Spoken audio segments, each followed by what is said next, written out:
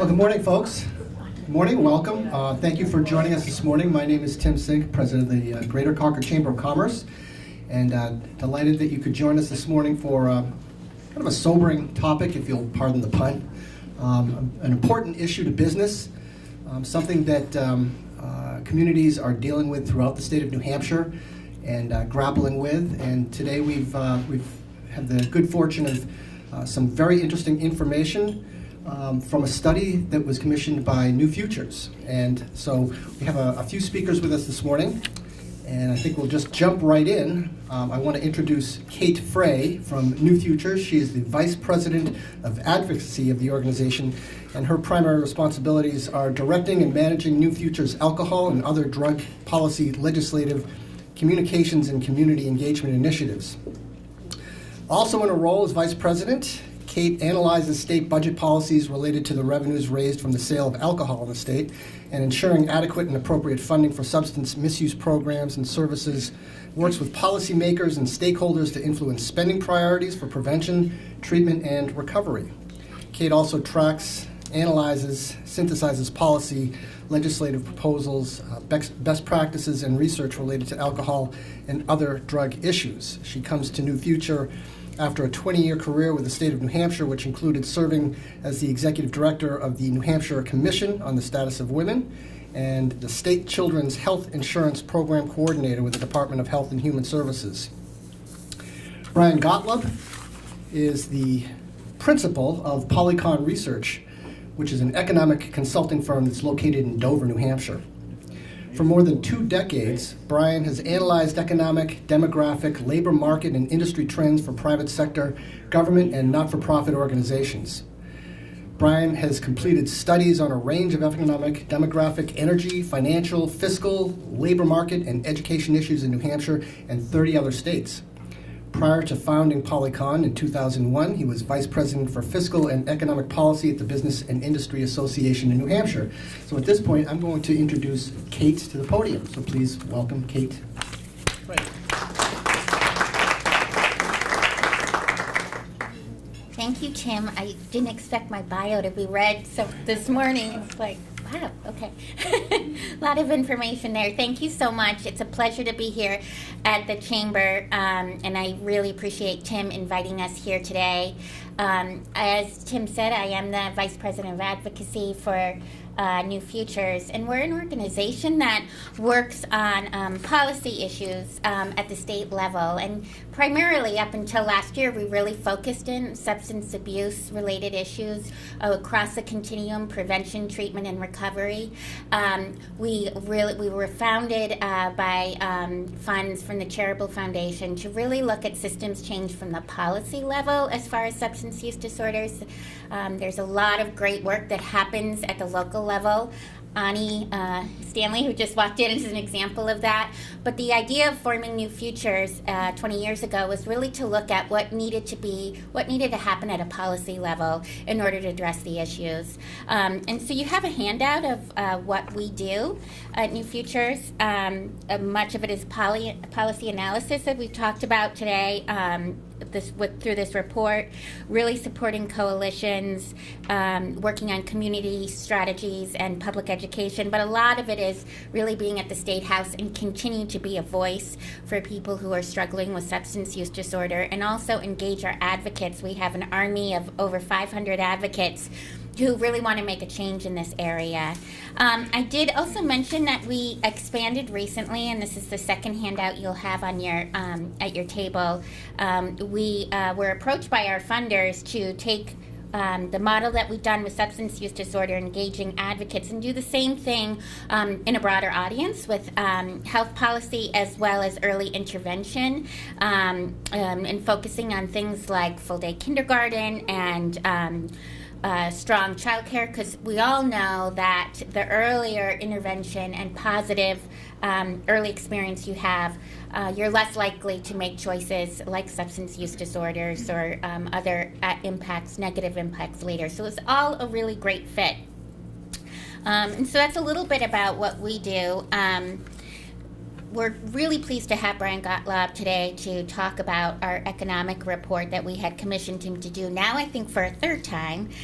We began with him in 2012 when we asked him to do an analysis of the economic impact of alcohol abuse in this state. And then really beginning in 2014 when we really started to see the spike with opiate overdoses and prescription drug overdoses, we wanted him to dig a little deeper, also with the impact of other drugs as well. And so the 2014 report was commissioned, and then we asked him to update another report for 2016. And unfortunately, what we did see, and I think we expected to see it, but it's still disappointing, is between that 2014 and that 2016 report, we saw an increase of the economic cost to New Hampshire from $1.8 billion to $2.3 billion, which Brian will get into a little bit more. So keep in mind, as much as you hear some negative impacts, it could actually be worse, but the good news to this is you'll hear some policy issues such as Medicaid expansion and other changes that have made a difference in this area. We hope that continues as well too. But no matter what, when we talk about the economic impact, I think all of us know, whether we're family members or neighbors or anyone who's been impacted, and especially in the workplace when your employees may be struggling, there's a tremendous amount of human impact, and it's very hard to see that firsthand. And so while this report talks about the economic impact, I think we all know the importance of supporting individuals in our workforce who either may be struggling themselves or their family members are struggling. So without further ado, I'm going to just hand this over to Brian because he has so much great information. Thank you so much. I'm not a human services individual, so for some people, it's, Brian, why are you involved in this? But I am a person who looks at economics and public policy. So in that context, I think it's really natural for somebody like myself to take a look at this particular issue, even though, again, I'm not a human service individual. This is an issue that has tremendous implications, human tragedy, but it's also an issue that has, just from my perspective, and I think increasingly more people's perspective, just a tremendous impact on not only our current economy, but from my perspective, the most important impact is what it means for the future and the issues that we're dealing with. So why do we want to take a look at these economic impacts? Well, first, the state of New Hampshire, the nation, every government has a tremendous number of issues on its plate. It needs to prioritize them. It has to somehow decide what are the things that we need to spend money on, or we need to focus on. And really the only way I think they can do that, or at least from my perspective, the best way to do that, is to take a look at, what are the costs and benefits of attending to these many public issues. And to do that, to allocate scarce resources, you have to understand what the economic impacts are, what the human and economic impacts are. So that's number one.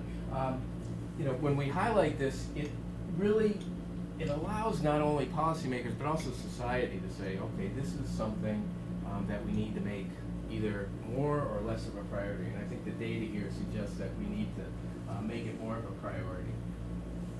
And lastly, as an economist, I'll tell you, I spend a lot of time looking at labor issues. There is no greater issue right now for the long-term prospects of not only New Hampshire, but also the U.S. is what's happening with the labor force. The greatest challenge we face right now is, are we going to have enough people to see the kind of economic growth that we're used to, not only in New Hampshire, but in this country. We know, and I'm sure as business people, many of you have confronted challenges in terms of the labor force. But I'll tell you, it likely can only get worse unless we take steps to address it. This is just put that into perspective, what's happening with the labor force. Prior time periods, how the labor force in New Hampshire has grown, and you see in the 70s up to 1990s. New Hampshire's real advantage was the fact that we were adding a lot of people, and not only were we adding people, but we were adding talent. We were attracting a lot of people.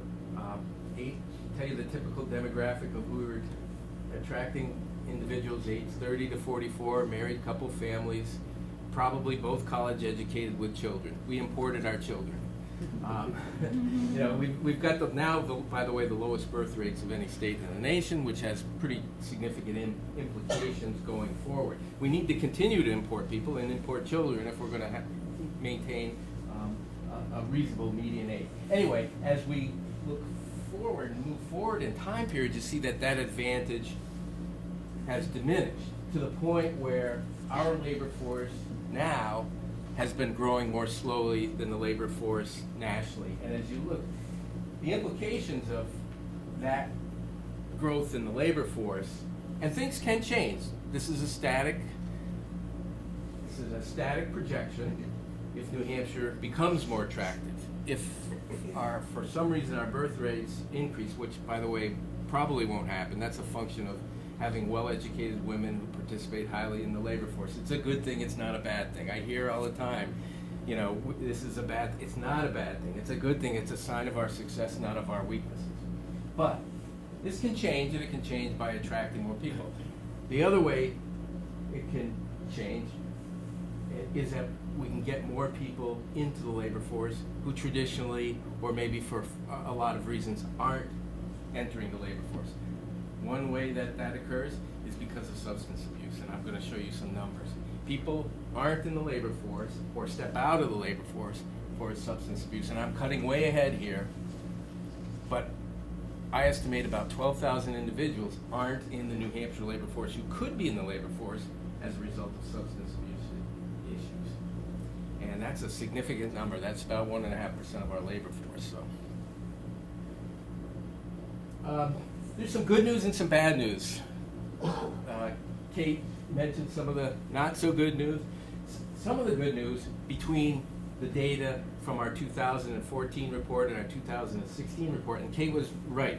One of the problems with doing these analyses is that there's a big lag in the data. It's not like we get a monthly report on this data. It comes out, and it comes out every year, but it comes out with a 2-year lag. So it's you know, somebody who likes immediate data is a real challenge. But between 2012 and 2014, some good news. We saw a little bit of a decline in the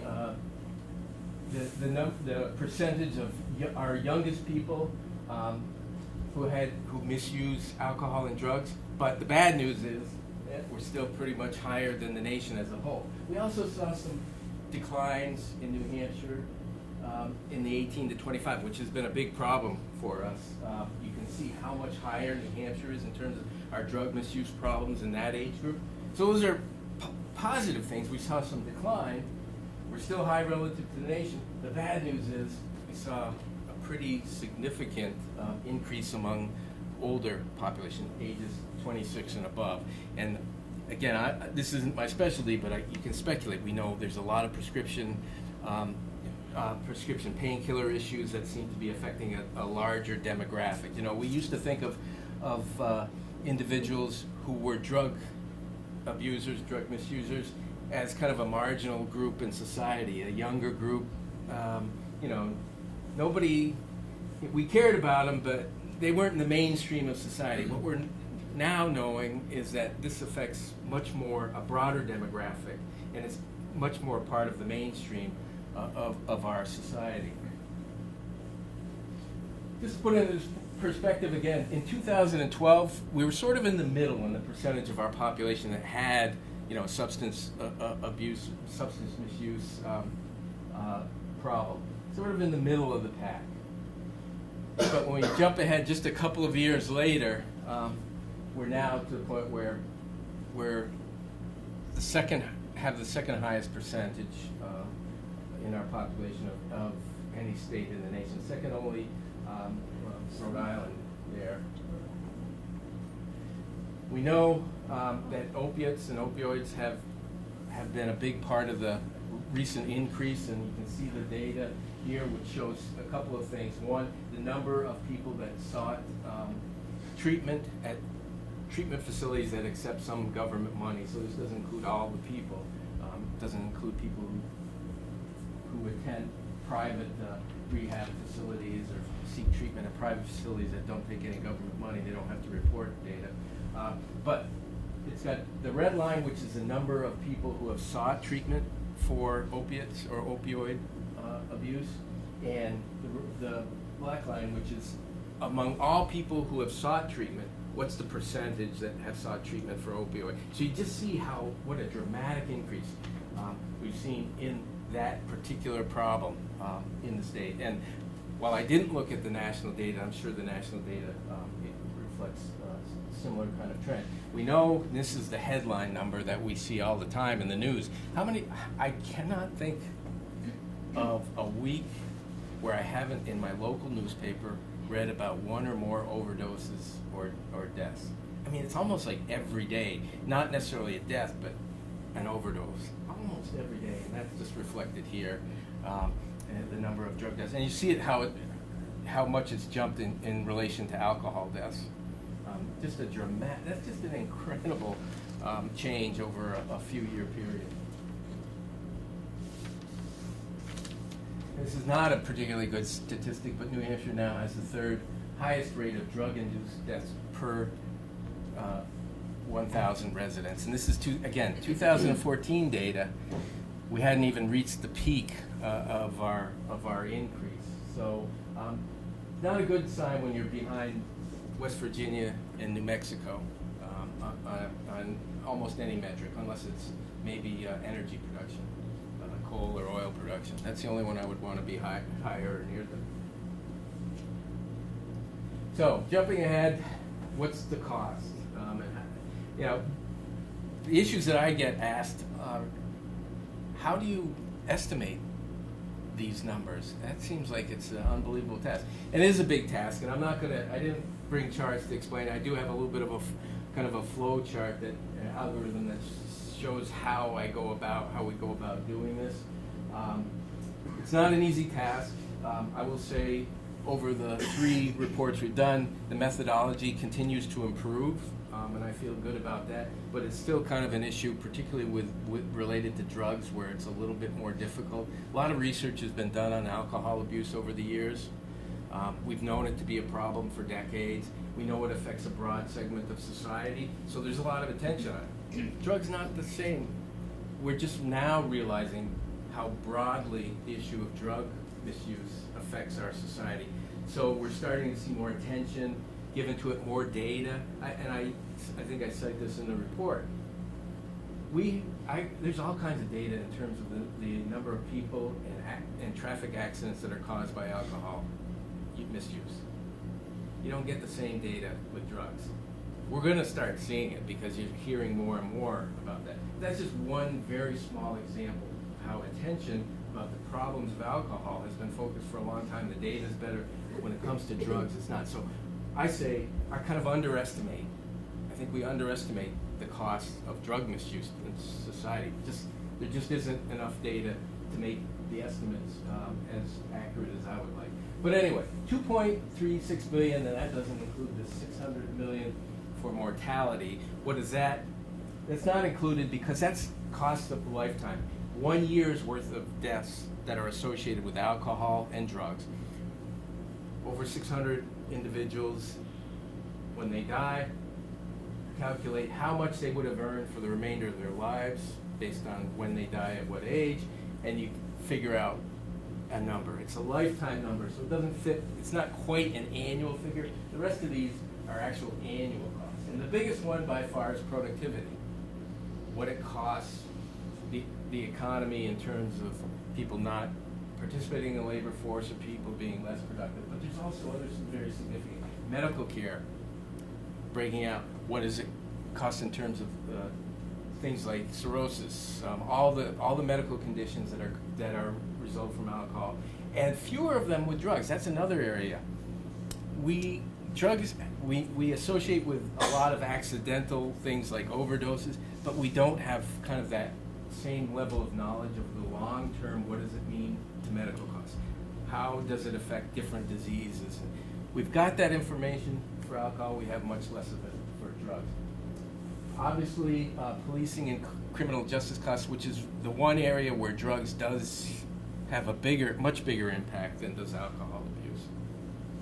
But again, productivity and other is a whole host of things that traffic accidents, what's the cost of traffic accidents, victim costs, a whole host of other.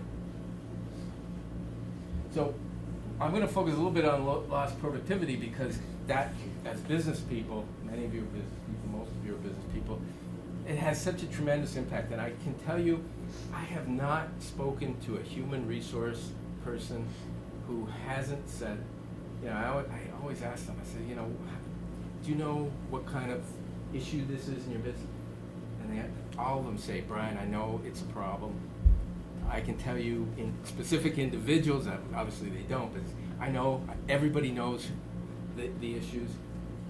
I just don't know a lot of human resource and a lot of businesses that talk about it, and I think that's a real problem. It's a problem because policymakers don't hear from businesses enough, and that's starting to change. And that's a big part of what New Futures is doing, I think, and the good work that they're doing, is that it is such an impact. Big businesses, small businesses. I talk to businesses who can't get workers because they can't pass drug tests.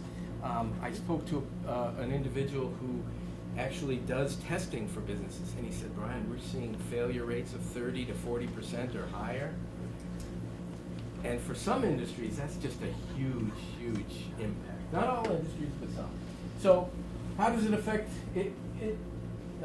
productivity? Well, directly, most directly, it keeps people out of the labor force. It prevents people from working or staying attached to the labor force. Indirectly, it reduces the productivity and earnings. A lot of good research on this in terms of taking individuals with the same background, the same education level, those who have substance misuse issues, on average, earn significantly less, and it depends on the age group, but a significant amount less. Why? A lot of potential reasons. Motivation, absenteeism, not furthering education, a whole host of reasons. But it's clear from the data that individuals who have a substance misuse problem are not as productive, and that costs not only them, but it costs individuals. And obviously it increases absenteeism, workplace accidents, and injuries. So those are the biggest areas. And just to put some numbers on it, labor force participation and reduced productivity and earnings are the biggest, and alcohol has a much bigger impact than does drugs. And why? One, because we have many more people identified with an alcohol issue than with drugs. But the other aspect of this, and this again, I hate to keep hitting on this theme, is that I just don't think we're as good at measuring the impacts of drug misuse. We're just not used to spotting it the way we are with alcohol. And as that improves, as more attention is focused on the issue of drug misuse, that number, unfortunately, is going to go up, because we're going to realize the impact. We're going to realize that it's just not the 20-year-old stoner. It's the 45-year-old male executive who's got an issue. So we're going to start seeing it in more ways. This chart is actually from the 2012 data, but it's important because it gives you, as business people, kind of an idea. And obviously, between now and when this data is put together, it's likely change. But in general, what can you expect? And again, I think that the big change would be in the drugs issue. Because this is 2012, I think it really underestimates the percentage in a workforce that's likely to have some drug misuse issue. But it gives you some idea of where industries fall in terms of, so if you have 100 individuals in your business, you can say, well, if I'm in arts, recreation, entertainment, food services, because it tends to employ a lot of younger people who tend to have more of these issues, maybe almost 20% of the individuals that are employed in my business are likely to have some alcohol or drug misuse issues. All of them are significant, no doubt. And again, I think the big change, if we had 2016 data, would be on that drug issue. And it's not, it's not just what we used to think of drug use as people shooting up heroin. It's the prescription painkillers. It's all of the other things that we're finding now are a bigger a bigger problem than we had realized even just a few years ago. Big part of that cost, that $1.4 billion cost, or 1.4, is the fact that we have so many fewer people in the labor force. In my 2014 report, just the data and the research wasn't clear enough on the impacts of women. So a lot of people just, when they look at this issue of the impact of alcohol misuse on productivity, labor force participation, they just simply assume that it didn't affect women. Well, I just couldn't believe that. That's just, we just know that women are affected by that, maybe not in the same degree. So this report has, I think, some advantages in terms of looking further at research and developing methods to estimate the impact. But this just shows the number of people that I estimate are not in the labor force, who could be in the labor force by age group because of drug and alcohol misuse. And it gets bigger as you get older, largely because alcohol plays a bigger role, and the effects of that accumulate on individuals over time. But almost a little over 12,000 individuals. Again, just think, if we had 12,000 more individuals employed in the state, what would that mean in terms of their earnings? It's hundreds of millions of dollars in earnings. It's a labor force that can grow, that grows faster. It's an economy overall that grows faster. I don't know what I was thinking. If you add those two big numbers up, it's over 305 million, not 306. I just can't do that higher at math. That was just too much. But just to give you an idea, it has an impact throughout the criminal justice system. Policing costs, which primarily are borne at the local level, the judicial aspect, which is primarily at the county and the state level, the corrections, which is largely at the state level but also at the county level. It has an impact on all levels of government, and this is one where drug usage, drug abuse, really plays the dominant role. We know that our courts are affected by this, but it's a big expense. If you put this into perspective, about 30% of all the criminal justice costs in the state are related to drug or alcohol misuse.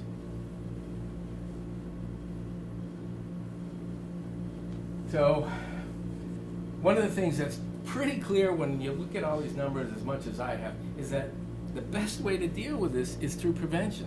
I mean, we can do a lot of things, but the best way to deal with those costs is to avoid them in the first place. Unfortunately, this is kind of I'd like to say good news, bad news. This is one of the bad news. You want to think if prevention is important, then you'd see low numbers, and it is important. We're just not doing enough of it because New Hampshire, the percentage of individuals aged 12 to 17 that have a drug or alcohol abuse or drug or alcohol dependency over the past year, New Hampshire is the third highest state in the nation. So we need to spend more time. If we're going to reduce or avoid some of those costs, we need to make sure that we spend an awful lot of time and more resources on prevention. I guess that everybody, no matter what problem you deal with, the best way to deal with it is to avoid it in the first place. And so, on the bad news side,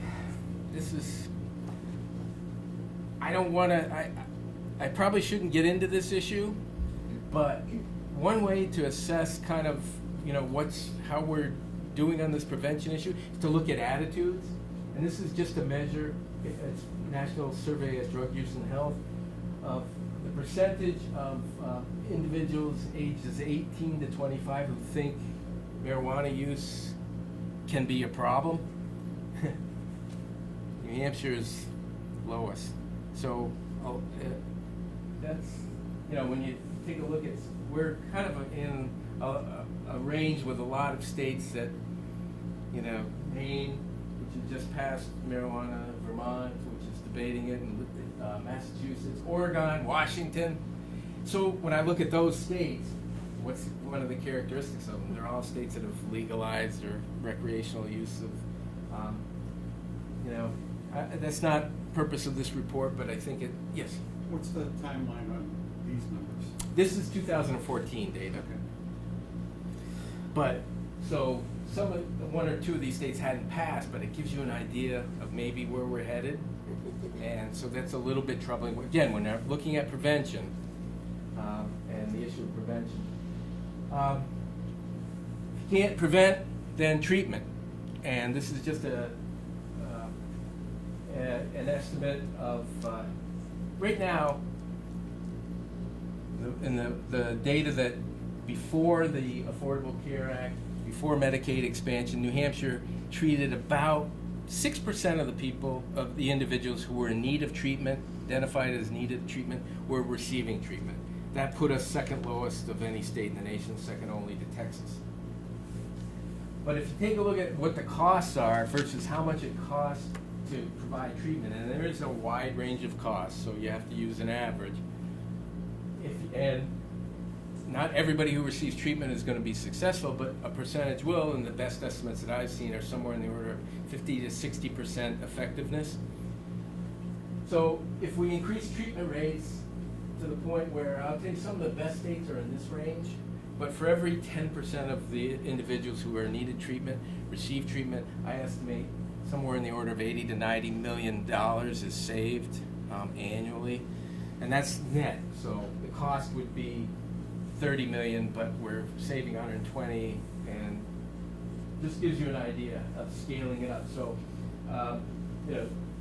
the average cost, and it's such a wide range, is somewhere in the order of $3,000 for treatment. That ranges from 30,000 down to a few hundred. So it's a very wide range.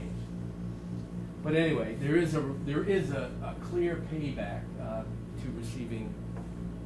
for individuals receiving treatment. What are the challenges? Well, prior to the last few years, over half the individuals who received treatment in New Hampshire self-paid. So put that into perspective, nationally about 17% of the individuals who received treatment self-paid. So we had very low rates of insurance coverage for individuals. So what does that mean? Here's a cost, if an average cost of $3,000, ranging up to $30,000. Not a lot of people were receiving treatment. That explains why we were so low. Things have changed. We've seen increase in insurance coverage, result of the Affordable Care Act and Medicaid expansion. Both of those things are at risk right now. Even though there is insurance coverage, some of the research shows that the insurance department has done suggests that even though individuals may have coverage, they need to get permissions in order to get treatment, and there may be some restrictions on that are inhibiting the ability of individuals to get treatment. Another problem is, everybody here deals with, there's a lack of a labor force and there's a lack of a treatment infrastructure in the state. If people have to self-pay, there isn't going to be a lot of incentive for providers to come into the state. How many dentists would there be if there were no dental insurance? There'd be a lot fewer of them. So I put it in kind of in there. Now, again, that there's insurance coverage, both in terms of private insurance and Medicaid, we're starting to see some increases. And the demographics of the field. Even, it's a challenge for any industry to gear up, and it's particularly a problem in the industries that treat substance misuse because of the demographics of the workforce and because of pay, and I'll talk a little bit about that. But this just puts into perspective what's happened as a result of changes in the insurance coverage. 2012, there were 63,000 claims filed for substance use disorders. 2013, which is full implementation of the Affordable Care Act, but there were requirements in New Hampshire that coverage be provided for substance use disorders. We saw a tremendous increase in the number of claims filed for substance use. So people were getting, and that's not all that's not reflected in in the data on a lot of the data on treatment that I looked at. Medicaid expansion has been another area that has significantly increased the rates of treatment for substance use disorders. The Department of Health and Human Services in New Hampshire says about 10,700 individuals, and I looked at the claims that were filed. Huge jump in claims for substance use disorders, and that doesn't include medically assisted treatments, which are things like methadone, because those are administered so often. I thought it sort of distorted that, so I wanted to just look at the non-medically assisted treatments.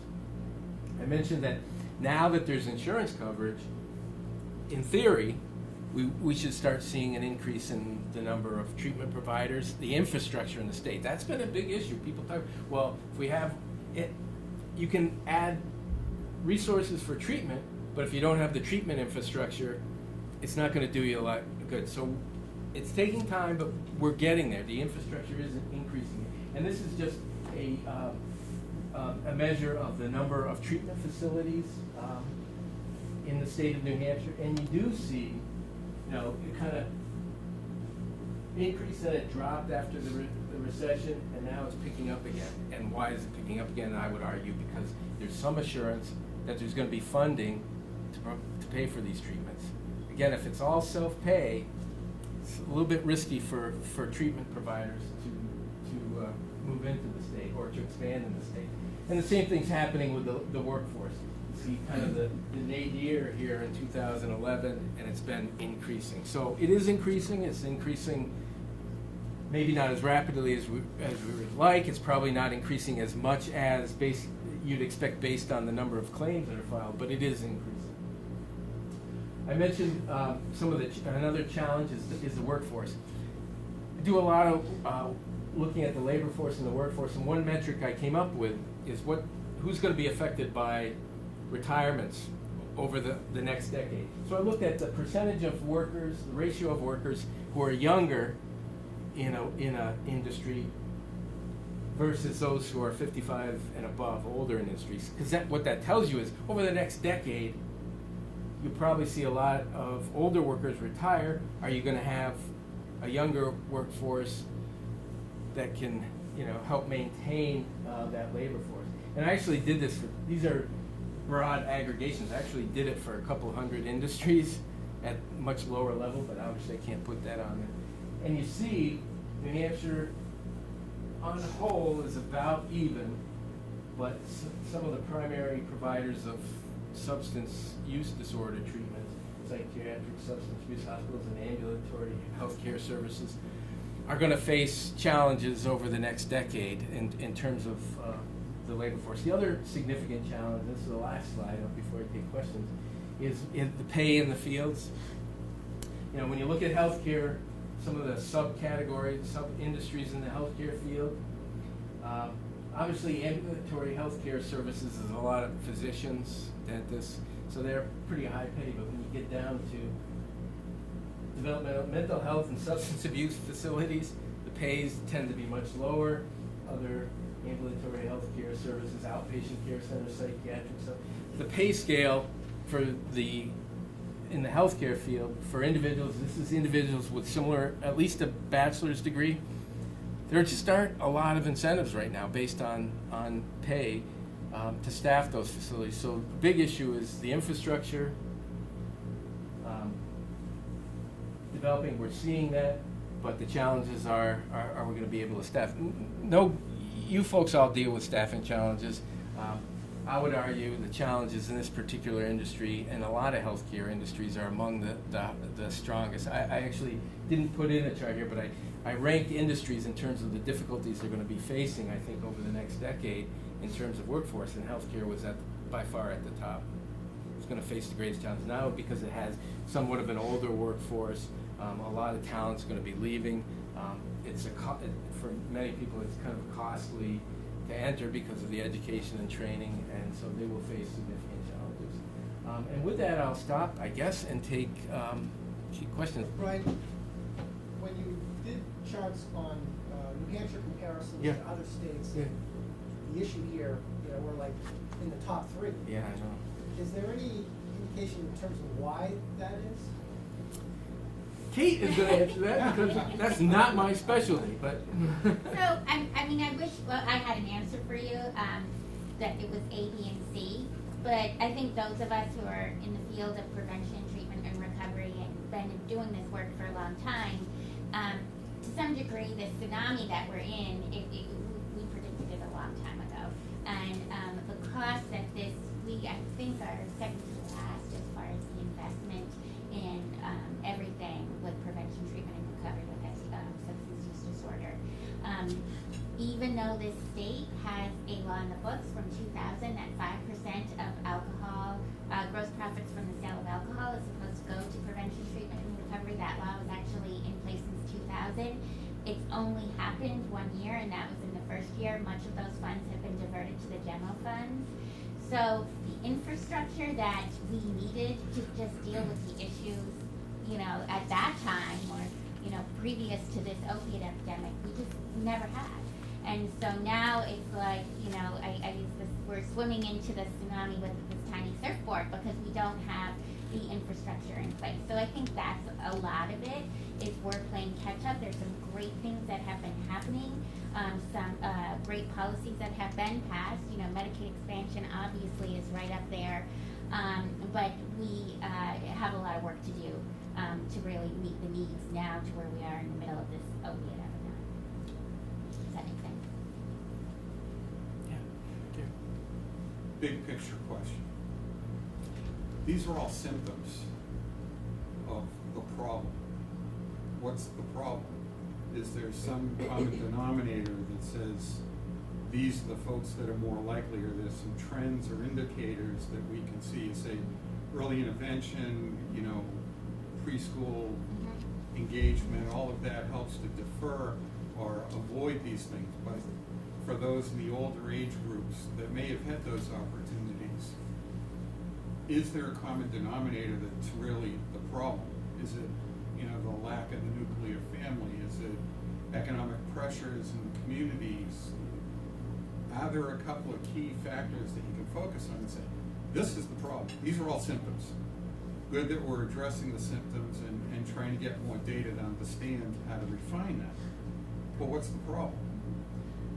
Well, again, that's another one you can't answer with one, you can't kind of just, it's not a silver bullet, but I will say a few things. I mean, I think most importantly, we have to understand, if we don't already understand this, that addiction is a disease. It's a chronic health issue, just like any other chronic health issue.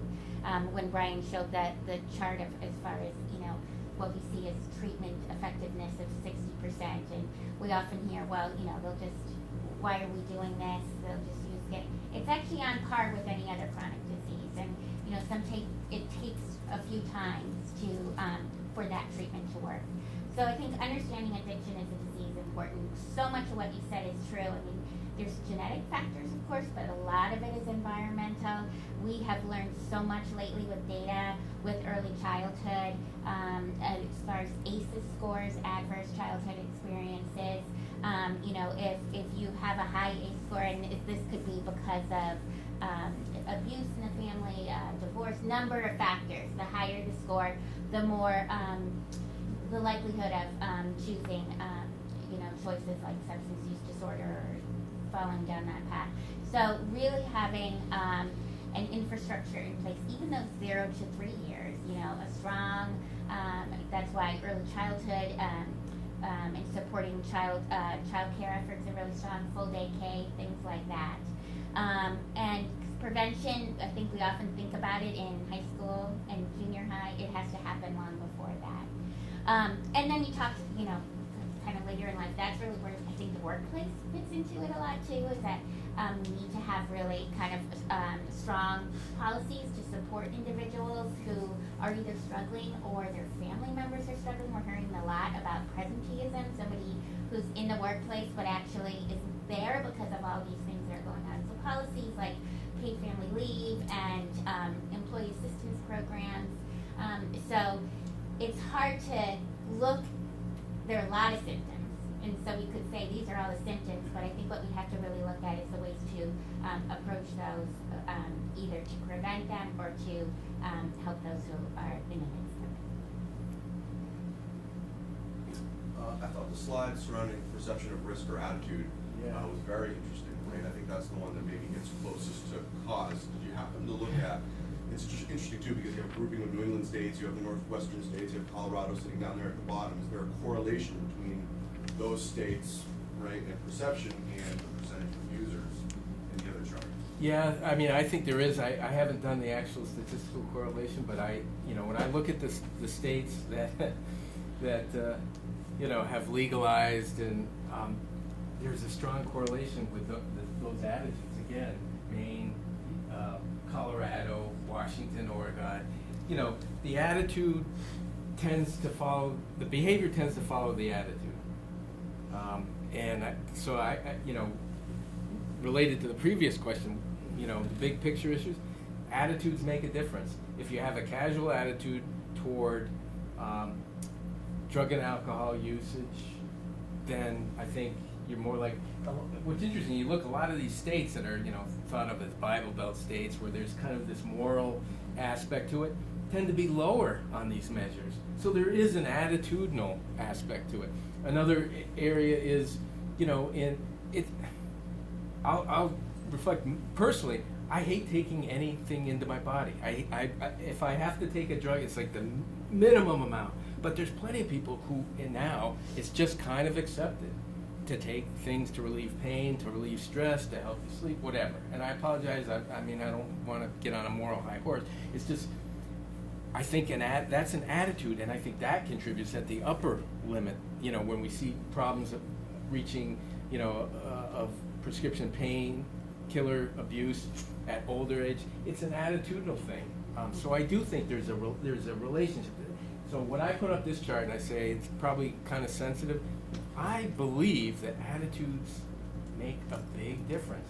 And if you have a casual attitude toward use, you'll probably have a casual attitude to overuse, and it morphs from there. And there's pretty clear evidence that if you just, and I don't know that anybody's done it, when you just take a look at the states that have done some of these things, you have higher rates of abuse, you have higher rates of So this slide kind of shocked me a little bit because, we're behind the states who have legalized, as Brian said. Yeah. And so there are a couple things that come to mind. First of all, especially with marijuana, and Brian just said this too, I mean, the more that the norm is that it's acceptable, that it's okay, that it's been legalized or decriminalized, the perception that the risk is less. And there is absolute data that shows when we show the perception of risk decreases, the increase goes up, the increase of that drug.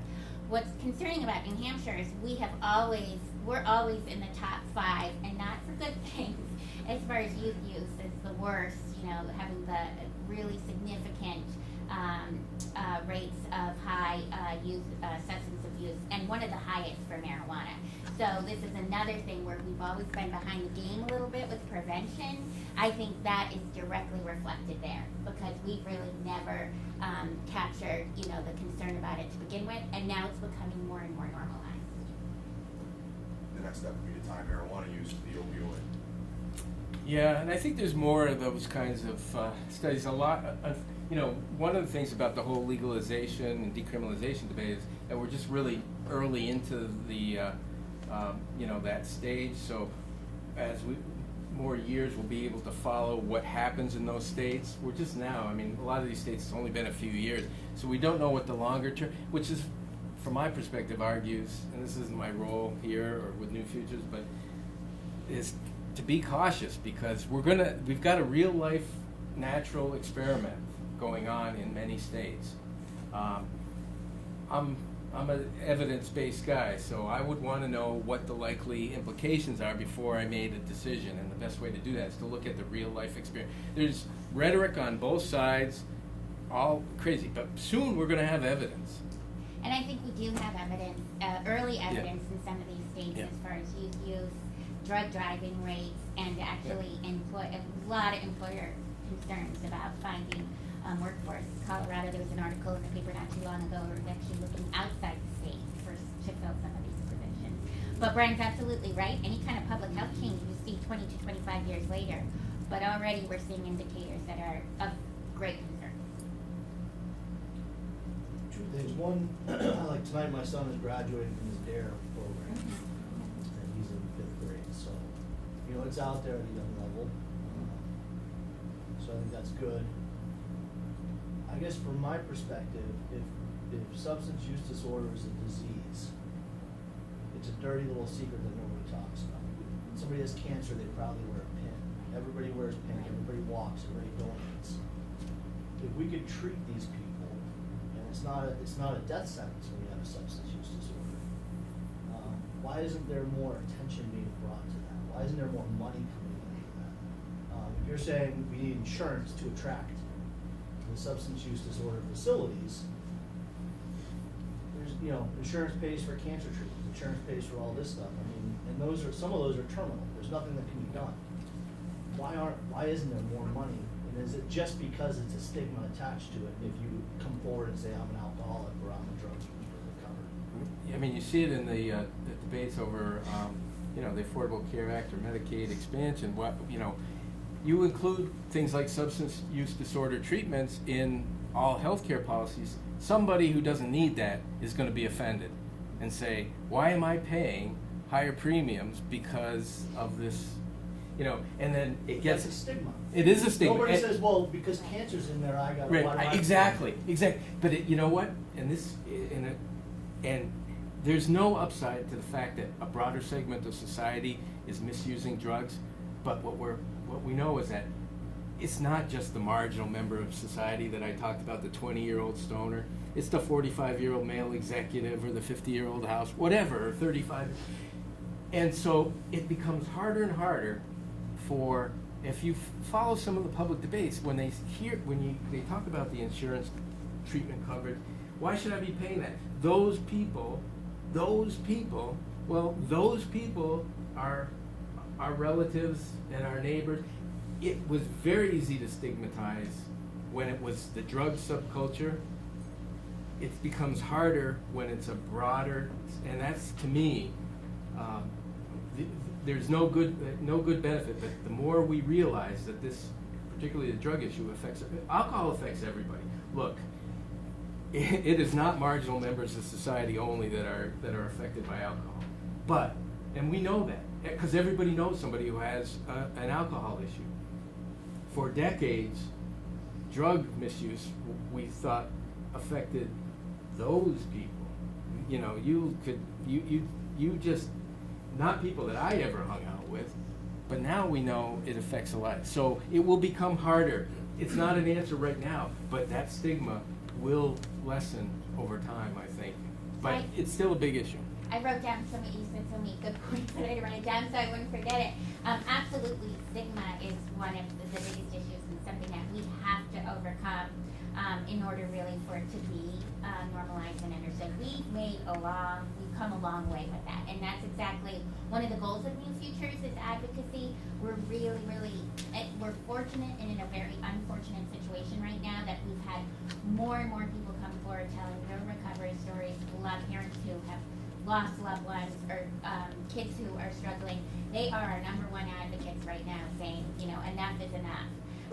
Some of the issues you mentioned too, as far as treatment and insurance companies, that's why the federal parity law was passed with affordable health care in 2008 for that very issue, to stop saying, we don't have to fund things when it comes to mental health and behavioral health issues, but we will fund, So that's, federally, you can't discriminate against that.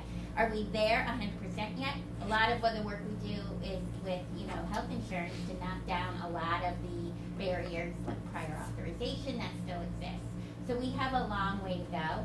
I will say some of the measures that's being discussed at the federal level to remove things like parity and the essential benefits of substance use disorder mental health, it's terrifying because then we'll take about 20 steps back from where we've been able to go with addressing some of these issues. This is quasi sort of unfortunate, but the beauty of the trending is that pretty soon it's going to be impacting everyone's family. If it's not already, yeah. I don't know too many that Yeah, are affected. I think really the sea change that we've seen the last few years, especially with the legislature, it's hard to talk to anyone who has not even either had the experience themselves and their family, or a neighbor or a loved one, or in their community. So. Are we starting to see the medical community being a little bit more cautious in the way that they're writing prescriptions and accounting for the outcomes of those Yeah. prescriptions? So there was a lot of activity in the last session addressing prescribing practices. And there were some really interesting discussions, I think, in the beginning of those conversations about providers being concerned that either they were being targeted or the standard of care had to be, mandated in legislation. We had some really good dialogue through bills that were passed last year, and some really important measures have been in place, really looking at, education, prescriber education. Number one positive change was really the mandatory use of the prescription drug monitoring program. That was something, we were one of the last states in the country to have that in place. That's a database that really allows providers to talk to one another about what's been prescribed. It was not mandatory until last year. We're seeing really huge outcomes as far as that goes, as far as the doctor shopping numbers going down. Where we've evolved almost is this fear that people who are in pain won't get their prescription. That's not the case at all. That's not something anyone wants to do.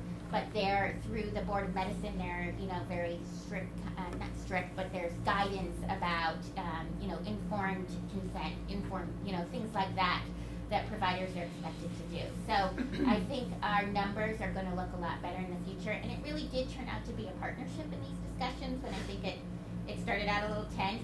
We all wanted to get to the same place. So that was really great. I recently looked at a study that was done, National Bureau of Economic Research, on the relationship between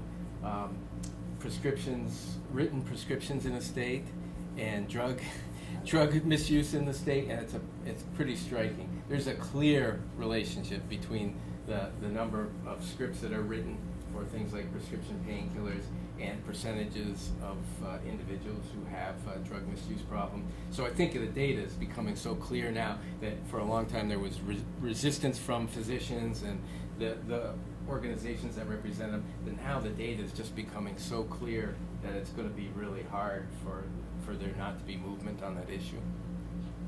A couple of comments as a physician. I think that the new prescribing laws have kind of shifted some of the research. A lot of the research that we've been basing prescribing on was industry sponsored. And now, for example, there was a big study by Dartmouth just in the last year that was independently sponsored, really showing that first prescription and how risky that can be. And so I think that's going to be the biggest shift, is some of the research that's going on that's showing just how risky that first prescription is on starting treatment down that road. And then the second comment I wanted to make was there are organizations, Speak Up NH, New Hampshire Partnership for Drug Free, New Hampshire, whatever it is, that have campaigns going to reduce the stigma. And I think it's important that, as business people with our social media, that we promote those and that we say, hey, it's important to us as business owners that our employees can talk about drug problems or whatever the case may be. So I think it's on all of us to reduce that stigma, even if it's so much as, liking a page like Speak Up. Here. I totally agree with that. And we would work very closely with Partnership for Drug Free New Hampshire. It's one of our partners. And one of the plugs here today, I think, is if you want to become more involved in either that campaign or working with us, please let us know. Because you're exactly right. The more we come together in all different disciplines to say this is an issue and we care about it, it's really critical. So please let us know. And I should also say this report is on our website, newfutures.org. I don't want to advocate for drug use, but it's a good alternative to a mild sedative before bedtime.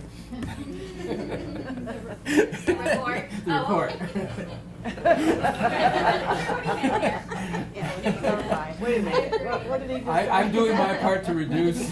And you'll go to sleep. We had a slide that showed the abuse by age group. I was disturbed by the slide of the 12 to 17. Yeah. Can you do you have data that unpacks that a little bit more, like the middle schoolers to 12 and 13? I mean, do you know where that? So we're so lucky to have Ani today from Granite United Way. Do you want to just address that a little bit? So that's data that I believe was collected through the National Survey on Drug Use and Health. We also collect data here in Hampshire through a CDC survey called the Youth Risk Behavior Survey that also mirrors this showing. So what we know is the age of onset for use in New Hampshire is 11 for boys and 13 for girls. That's the average age. So the age of first use of the substance. So that's why when she was saying that we need to get sooner, we need to get ahead of when the substance use starts. We need to start before even right now most of our programs are in high school. Some are in middle school, like you're saying, you have a 5th grader that goes to dare. Not all of them are evidence-based programs. So that's another big portion is what programs we do see don't necessarily reduce substance use later in life. So we need to get ahead of the curve and start working in elementary schools and even younger on developing the skills. There's tons of programs out there that are financially available, but we have so little funding here in New Hampshire that it's almost impossible to get those programs. Schools are mandated to provide prevention programming, but there's no funding with that mandate. So there's no restriction to what that prevention programming can be. So it doesn't necessarily have to be evidence-based, right? Correct. So that's a big piece of it. Yeah, that we definitely are seeing that's the average is 11 for boys and 13 for girls.